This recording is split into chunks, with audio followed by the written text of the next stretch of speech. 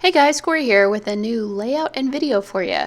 So this one I'm doing is for Mixed Media Monday at HipKit, and I'm using the April 2020 HipKits. This is the first page that I'm doing using these HipKits, and the challenge today was to make a grid layout using mixed media. So what I did was I just took a piece of cardstock and I measured out and did this little grid pattern on it, and I put some temporary adhesive on the back so that I could put it on my white cardstock and it wouldn't move around.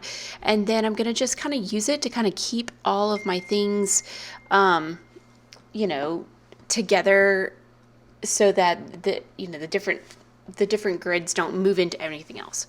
So what I'm using for this is some molding paste and then the watercolors that came in the April color kit. So these are concentrated watercolors by Art Philosophy, and there's 3 colors. There's Honey, Blush, and Lucky, which is green, and I'm going to use all 3, mixing them with the molding paste. And then it also came with this great dotted stencil, and so I'm just going to use that as well to kind of start off my mixed media on this page. If you wipe it off right away, it wipes off really easy. Now, I'll tell you what, my molding paste was not the best quality. It's really old. It's almost, well, because the container's almost gone, I really need to buy some more. And so I was kind of like dredging up almost the hardest. It was just almost getting a little bit too dry, even in the container. So it just wasn't as good as what it normally is, but it worked enough for this part of the layout. So whatever, I'll be fine with it. It dried really, really quick. So I guess that was the one positive. It just wasn't as easy to use because it was probably halfway to dry. So for these other ones, what I'm doing is I just have a paintbrush and I just put some paint actually on the end of the paintbrush, not where the bristles are, but on the other end, and I'm just kind of drawing it on to kind of, just make it be kind of wonky looking and stuff like that. And I'm still using all 3 colors, and I'm also going to mix those colors into each different box. So my grid is going to be, just sort of, it's going to be a little bit on the messy side, but I actually really, really love the way that it came out. So what I did notice about these colors is why they seem really bold when I first put them on the paper. They actually dry a lot lighter than I was originally thinking they would, which gives it a kind of a neat little pastel look that I really, really loved. So it just didn't come out quite so bold, which I really liked because I was kind of concerned at first that it was going to be a little bit too much. And the photo that I'm using is of my daughter in this soda fountain, this old-timey soda fountain, which is really cool. And what I did, the colors were almost perfect, and I just did enhance the red, green, and yellow in the photo a little bit in Photoshop to match the colors a little bit more of the watercolors. So just to kind of just bring out those a little bit more. So then once I took off the little grid template thing that I had on there, I decided to add a little bit more colors.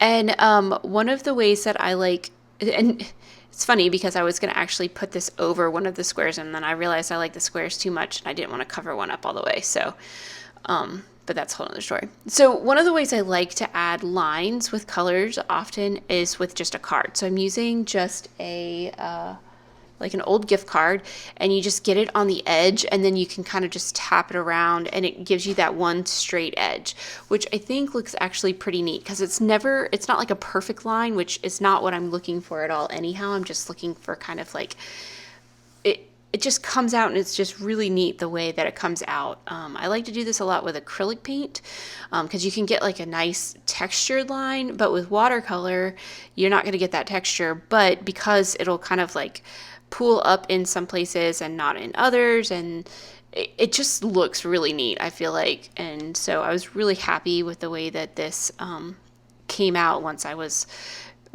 all said and done. I'm looking at it right now, and it does look much bolder than I feel like it looks in dried and in real life, which I thought was an interesting way that these watercolors worked as well. So even though I knew that my molding paste was most likely dry, I did want to make sure that everything was dry before I started embellishing this page at all. It only took a couple of seconds, thankfully, because I didn't use a ton of water in addition to the paints, but, you know, just to make sure it was all dry was actually a really good thing. So here's my photo that, again, I did enhance some of the colors, just the red, the green, and the yellow, just so that it looked more like it. My original one, the photo was kind of more like a maroon color where that red stripe was, and I didn't want it to be quite so crimson looking, so I did just enhance it just a little bit. Love Photoshop for that reason. And so I'm just going to go through and use all of the super cute new embellishments in these April kits. Now I will be honest, I did use this chipboard sticker that says Sweet Summertime because, quite honestly, this looks like it should be a summertime photo. It wasn't really. It was from February. But when you're in Florida, you can wear shorts in February quite often. So it looks like summer, like it could be, but it's not. But that's okay. It doesn't matter. The chipboard sticker is great. And quite honestly, I think it was probably 80 degrees that day. So it probably felt like summer. So the title of this page is going to be Soda Fountain. What do you guys think about titling? Sometimes I feel like titles are kind of burdensome because it's like, you know, I want to put on there like having a drink at the soda fountain, so it's like a long title, but like I don't have enough thickers for that. I probably do for this page, but then I won't have enough for like the fourth page that I have to be doing with this kit. So I have to keep my titles kind of short. And then, you know, what's even worse is I don't even journal on this page at all. So like I probably should add something to it. But yeah, I was just like, I really wanted to have this whole like long title that was basically the title and the journaling all in one. But I was really concerned about using up all of my thickers. So I don't know, whatever. First world problems, right? Scrapbooking, first world problems. So anyhow, I'm going through all the different embellishments.